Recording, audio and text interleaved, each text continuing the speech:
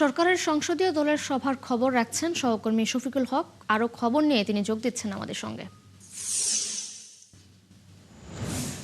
শফিকুল, আপনি তো রয়েছেন সেখানে সকাল থেকেই। সংসদীয় সভার কি খবর আছে আপনার কাছে এই মুহূর্তে, এবং এই বৈঠক থেকে কি কি সিদ্ধান্ত আসতে পারে জানাবেন।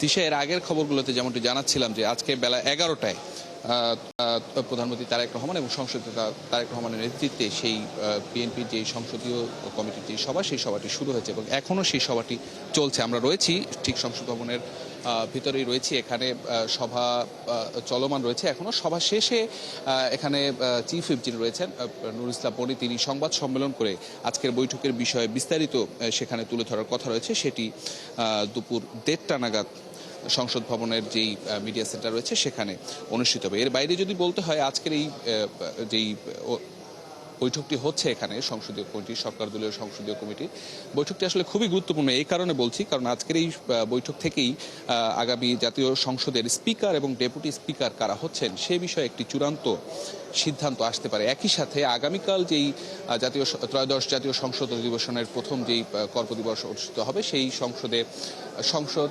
সভাপতিত্ব কে করবেন সে বিষয়ে একটি সিদ্ধান্ত আজকের এই বৈঠক থেকে আসতে পারে। বেশ কিছু নাম এখানে এসেছে। আমরা সেই নামগুলো যদি বলি, যে খন্দকার মোশাররফ হোসেনের নাম এখানে আমরা শুনতে পাচ্ছি। এর বাইরে স্পিকার হিসেবে আমরা বিএনপির সিনিয়র জ্যেষ্ঠ কয়েকজন নেতার নাম আমরা শুনতে পেয়েছি। ডক্টর আব্দুল মঈন খান, এছাড়া সাবেক স্বরাষ্ট্রমন্ত্রী আলতাফ হোসেন চৌধুরী, তাদের নাম আমরা এখন পর্যন্ত জানতে পেরেছি। তবে সে বিষয়ে আসলে চূড়ান্ত কোনো সিদ্ধান্ত আনুষ্ঠানিকভাবে যখন জানানো হবে তারপরেই আসলে নির্ধারণ করে বলা যাবে। তবে এখন পর্যন্ত এসব নাম শোনা যাচ্ছে। এর বাইরে আরেকটি বিষয় বলতে হয় যে সংসদে বিরোধী দলীয় সংসদ সদস্য যারা, তাদেরও একটি বৈঠক এখানে অনুষ্ঠিত হওয়ার কথা। কিছুক্ষণ আগে এখানে জামাত ইসলামের যিনি সেক্রেটারি জেনারেল, তিনি আমাদের সাথে কথা বলছিলেন। বের হয়ে তিনি যেমনটি জানাচ্ছিলেন, তাদের যে বৈঠক সেই বৈঠকটি এখনো এখানে অনুষ্ঠিত হচ্ছে। তো আমরা আসলে ভেতরে অপেক্ষা করছি, হয়তো অল্প কিছুক্ষণের মধ্যেই সংসদীয় কমিটির যে বৈঠক সেই বৈঠকটি এখানে শেষ হচ্ছে। বৈঠক শেষ হলে এখানে যখন নেতারা বের হবেন তাদের সাথে কথা বলে হয়তো আরো বিস্তারিত এখান থেকে আমরা জানাতে পারবো। তিশা, এখন পর্যন্ত এটুকুই।